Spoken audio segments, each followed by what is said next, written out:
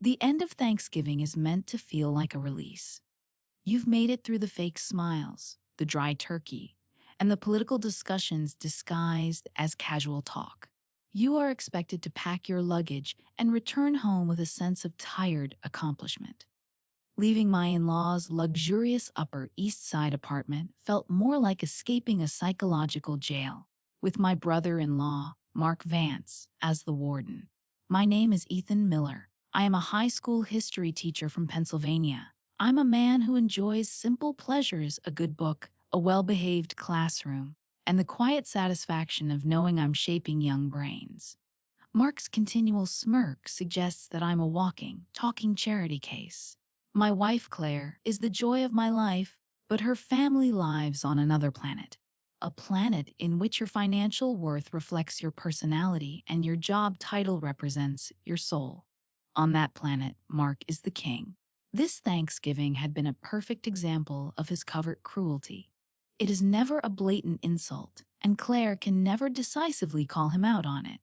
It's a steady, methodical erosion of your self-worth, executed with surgical precision.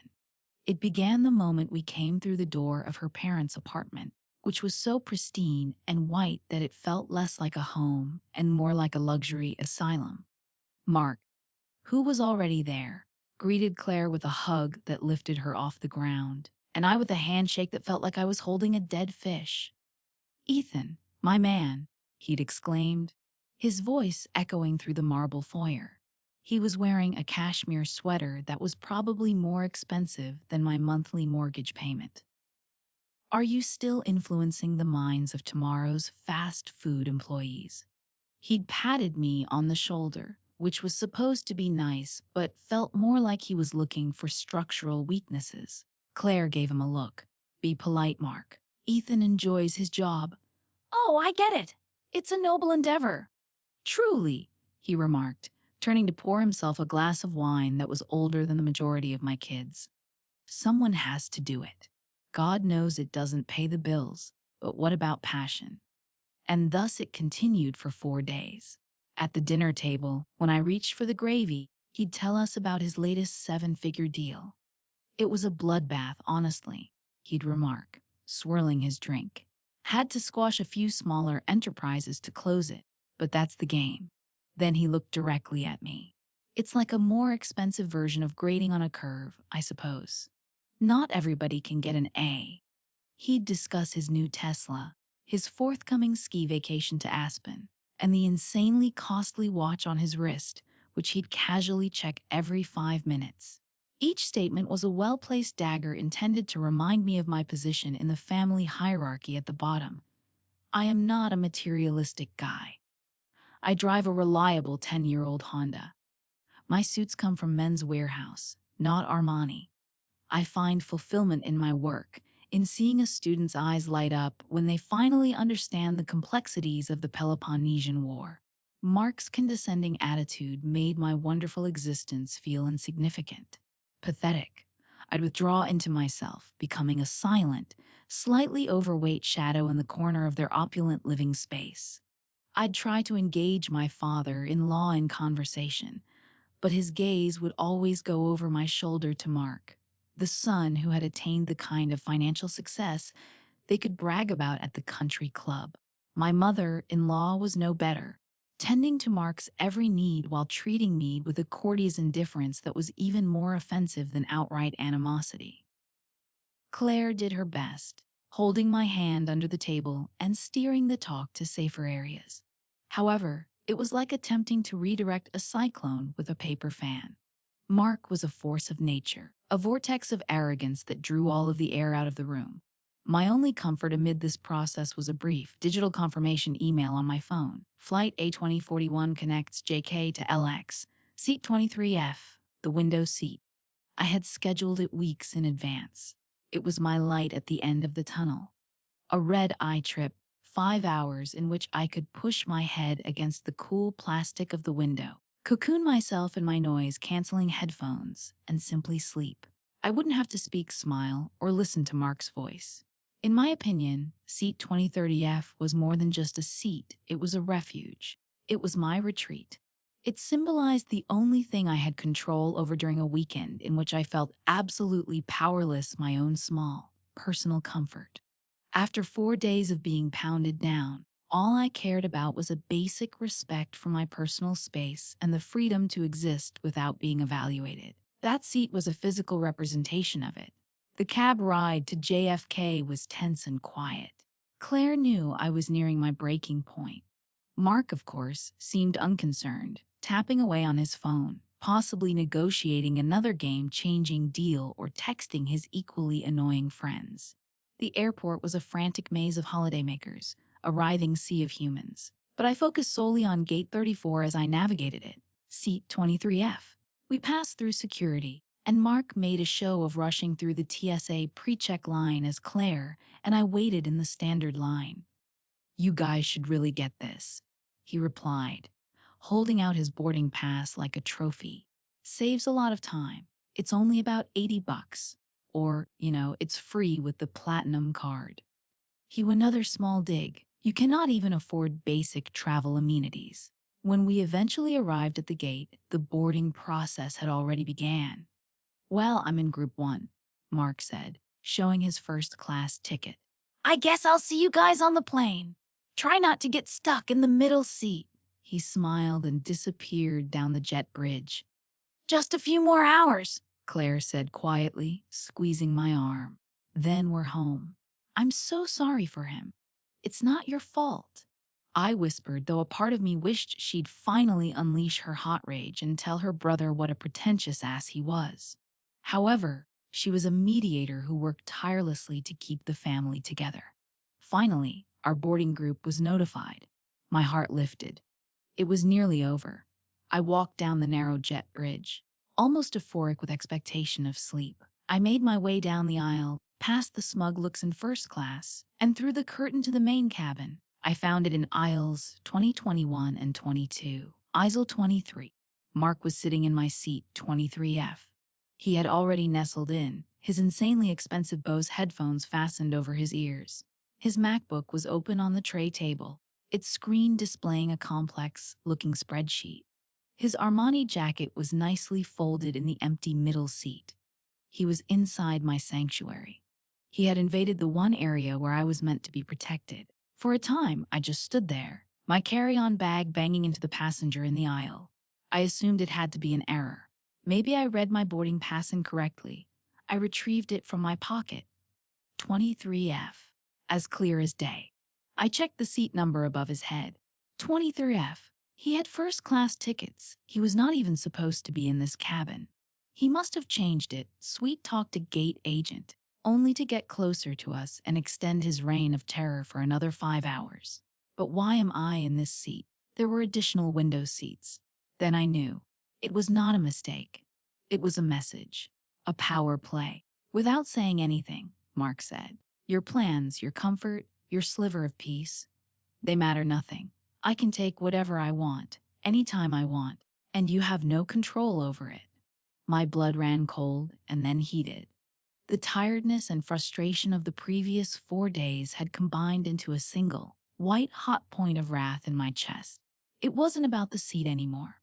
This was about 4 days of being made to feel tiny, of having my life and job dismissed. This was about my wife having to apologize for her own brother's actions. It was about my dignity. I took a deep breath. "Mark," I responded, my voice more stable than expected. "That's my seat." He did not move. He did not even flinch. His gaze was riveted on his laptop screen. It was possible that he couldn't hear me over the headphones, but I knew better. This was part of the act. The ultimate dismissal. I was not even worth recognizing. "Mark," I called again, somewhat louder. I stretched out to tap his shoulder. He continued to stare at the screen. I could see his eyes wide open. He was awake. He was purposefully ignoring me. The pure, unabashed arrogance of it was stunning. He treated me as if I were a ghost, a phantasm of the air around him. A flight attendant was attempting to sneak by me in the crowded aisle. "Do you need to find your seat, sir?" she inquired, her grin forced. Here was my chance. My opportunity to appeal to a higher authority. I could show her the boarding pass. I could construct a situation. I could have her confirm that this was, indeed, my seat and order him to move. The idea was appealing. I pictured the public humiliation, with the flight attendant forcefully instructing him to abandon his seat. But then I looked at his face. I noticed a slight, almost imperceptible curve at the corner of his lips. He desired that. He would like a confrontation. He'd play the victim, feigning uncertainty. "Oh my goodness, I'm sorry. The numbers are quite modest." "Ethan, why didn't you simply say something polite?" He'd spin it around and make me appear like the bad guy, the one creating the delay. He would thrive on drama. He'd have a news story to tell at Christmas about his furious brother-in-law having an outburst over an airline seat. And at that point, I knew that the traditional legal system was ineffective in our situation. The rules were his playground. Even if he won by the rules, he would still lose because he would have control over the narrative. Satisfaction would be brief. He would experience no actual consequences, simply entertainment. No, if I was going to receive justice, it would not come from a flight attendant. It would have to be from me. I flashed the flight attendant a strained smile. "Sorry, my error. I'm right here." I reached for his jacket from the middle seat, 230E, and held it out to him. This time, I did not simply tap him. I nudged him firmly. He slowly turned his head, a look of deep irritation on his face. He took one side of his headphones off. "What?" he added, his tone condescending. "Your jacket." I responded, my voice flat. He accepted it without saying anything and slipped it into the seatback pocket in front of him. I slid by him and settled into the dreaded middle seat. The war had ended, and I had lost. I fastened my seatbelt, the fury and defeat sinking into my gut like a lead weight. I was imprisoned, a prisoner trapped next to him for 5 hours in a vibrating metal tube 30,000 feet in the air. I tightened my fists in my lap and glanced at the seat in front of me. I felt the usual ache of powerlessness, which had persisted throughout the weekend. Then I heard a voice. "Excuse me." I turned. A woman in aisle seat 23D was leaning toward me. She appeared to be in her late 20s with a warm, open expression. "I'm sorry to bother you," she added, "but my friend is sitting right behind you in 24F. We hoped we could sit together. Would you mind moving seats with her? You'd still have a window seat." My head, which had been fogged with wrath, suddenly cleared. It was as if a bolt of lightning had struck me, illuminating a road I had never seen before. I cast a glance back. A woman was waving excitedly from seat 24F. She was a huge woman. Not only are they tall, but they are also wide.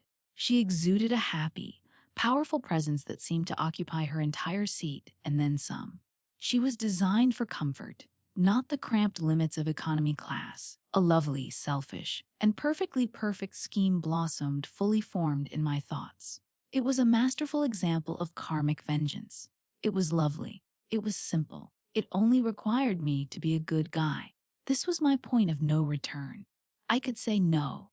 I could sit in my awful middle seat and stew in my own bitterness for the entire flight. Or I could utilize the gift the cosmos had just given me as a weapon. I looked from the kind woman in 23D, whose name I later learned was Jessica, to her companion Sarah in 24F. Then my attention shifted to Mark. He'd been observing the exchange. He'd heard Jessica's offer, and for the first time all weekend, I caught a glimpse of something in his eyes. It was not arrogance. It was not condescending. It was pure panic. He saw exactly what I saw. He understood what was going to happen. His eyes met mine briefly, pleading.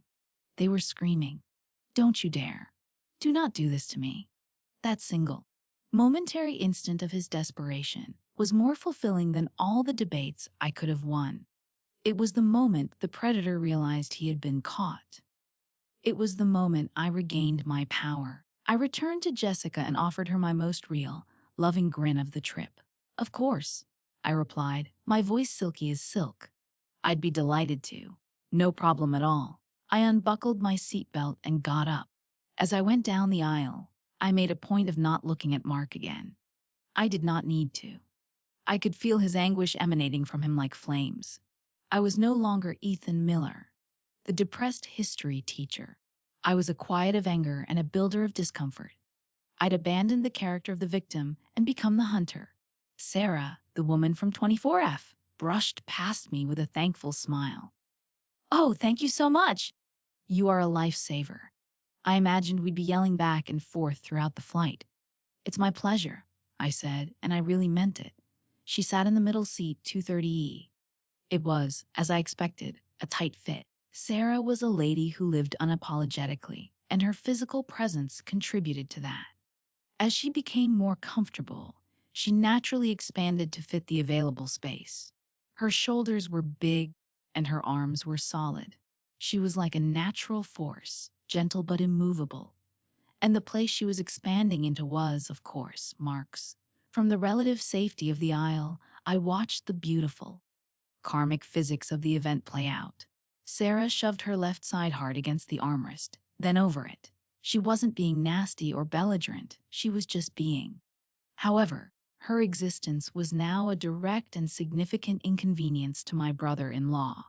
Mark, who had been enjoying the buffer of an empty middle seat just seconds before, was now being steadily and inexorably crushed against the plane's wall. He had to draw his right arm in and press it firmly against his ribs.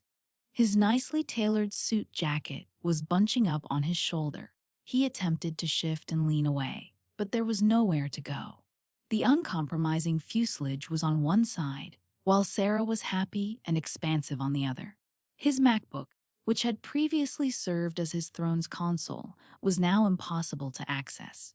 He couldn't angle it correctly. He was unable to get his hands into a comfortable typing position. After a vain fight, he slammed it shut with a sigh of frustration. His realm had shrunk from a cozy window seat to a tiny, confined sliver of space. He'd gotten exactly what he wanted, seat 23F. But in the worst conceivable circumstances, it was a wonderful poetic irony. I strolled back to row 24 and sat in my new seat, 24F. It was a window seat. My entire weekend's sanity was riding on this one thing. I settled in, rested my head on the cool plastic, and took a quiet, deliberate breath. It was the first completely relaxed breath I'd taken in 4 days. The steady buzz of the motors was a lullaby. The jet taxi took off and rose into the night sky. From my new vantage point, I had a clear view through the gap between seats. I could see the top of Mark's neatly coiffed hair. I could see his right shoulder pressed to the wall. I could see him fidgeting. For the first hour, he was restless. He attempted reading a magazine, but he didn't have enough elbow room to do so comfortably. He attempted to watch a movie on the seatback screen, but Sarah, who had struck up a spirited conversation with Jessica, would occasionally gesture with her hands, her elbow rubbing against his. Each bump was a small, wonderful victory. Sarah was a nice lady, entirely unaware of the silent drama she was a part of. She was a travel nurse with lots of amusing anecdotes about her jobs. She and Jessica were on their way to a convention in Los Angeles. They'd brought food. Plenty of snacks. Sarah opened a bag of very aromatic cheese puffs. The aroma wafted forward, right into Mark's constricted personal space. I noticed him wrinkle his nose in disdain. I had to hold back a laugh. The multimillionaire investment dealer got hotboxed by artificial cheese flavored. Sarah opted to take a nap around 2 hours into the flight. She dropped her head back, and a few minutes later, a soft, rumbling snoring came from row 23. It was not loud, but it was relentless. A constant, rhythmic counterpoint to the engine drone. I looked through the gap. Mark stared straight ahead, his eyes wide and his jaw taut. He was imprisoned in a state of mild discomfort, compelled to listen to the gentle snores of the woman who had become his unintentional tormentor. I, on the other hand, was having the most enjoyable flight of my life. I listened to a podcast. I saw a movie. I even fell asleep for a time, a genuine, peaceful sleep. I would occasionally wake up and peek through the seat gap to see how my little social experiment was going. The sight of Mark, rigid and miserable, was like a dose of pure dopamine. He wasn't suffering in any physical sense. There was no pain. But he was going through something far worse for a man like him, a prolonged, unavoidable state of profound discomfort and complete powerlessness. His money could not save him. His arrogance was pointless. He was just another passenger, confined to his seat by the simple, inconvenient presence of another human being. He had stolen my seat to demonstrate his dominance and to show me that my comfort was irrelevant. But, through a simple act of strategic generosity, I had transformed his prize into a punishment. He was confined, cramped, and miserable on the throne he had usurped. It wasn't a loud, explosive revenge. It was quiet, subtle, and, in its own way, much more devastating. I had not lowered myself to his level. I had simply set the conditions for the universe to balance its own scales. When the pilot announced our initial descent into Los Angeles, I felt disappointed. I could have stayed on the plane indefinitely, watching him suffer. As we landed and taxied to the gate, the fasten seatbelt sign popped off. Sarah woke, stretched to her full potential, and smiled at Jessica. "That was an excellent nap," she declared. Mark could not get out of his seat quickly enough. He scrambled into the aisle, grabbing his bag from the overhead bin without speaking, his movements jerky and angry. He did not look at me. He did not look at anyone. He simply pushed his way to the front of the plane, desperate to escape. I took my time. I left the aisle clear. I gave Sarah and Jessica a wave. "Thanks again for the seat," I told Jessica. "No, thank you," she replied. "You made our flight. You have no idea," I said, smiling. I eventually met Claire at the front of the cabin. She had been a few rows ahead of me and was unaware of the drama that had occurred. "Are you feeling better?" she inquired, noting the relaxed expression on my face. "Much," I replied, and for the first time, I was not lying. We strolled through the terminal to the luggage claim. Mark stood alone beside the carousel. His costly suit was creased. His hair was a disaster. He had black rings below his eyes. He appeared tired, dejected, and utterly, horribly wretched. He noticed us approaching and swiftly turned away, claiming to be engrossed in the slowly revolving baggage carousel. Claire approached him, but I kept my distance to give them space. I waited for my own suitcase, a modest, dependable piece of luggage that had served me well for many years. When it eventually arrived, I removed it from the belt. My way to the exit led me right past him. As I walked by, I paused. He was still deliberately avoiding my look. I didn't say anything. I didn't have to brag. The revenge was intended for me, not for him. But I gave myself one modest, final gesture. I simply glanced at him and nodded.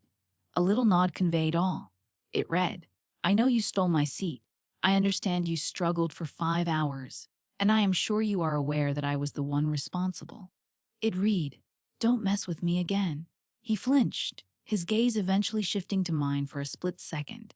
I witnessed disgrace. I noticed rage. Most significantly, I saw a glimpse of something new: respect. Perhaps not respect for my profession or salary, but rather for my skill to play the game. A game he believed he had already won. I moved past him, pulling my bag behind me. I pushed through the glass doors and stepped outside into the cool California night. The air felt clean and fresh. For the first time in what seemed like an eternity, the weight of Mark's condescension was lifted. I had not damaged his company or his life. I had not needed to. I had only taken away his comfort for 5 hours. I had given him a taste of the powerlessness he had worked so hard to instill in me. In the quiet, petty mathematics of family drama, it was a win more rewarding than any $1 million transaction. I was Ethan Miller, a history teacher from Pennsylvania, and I'd won.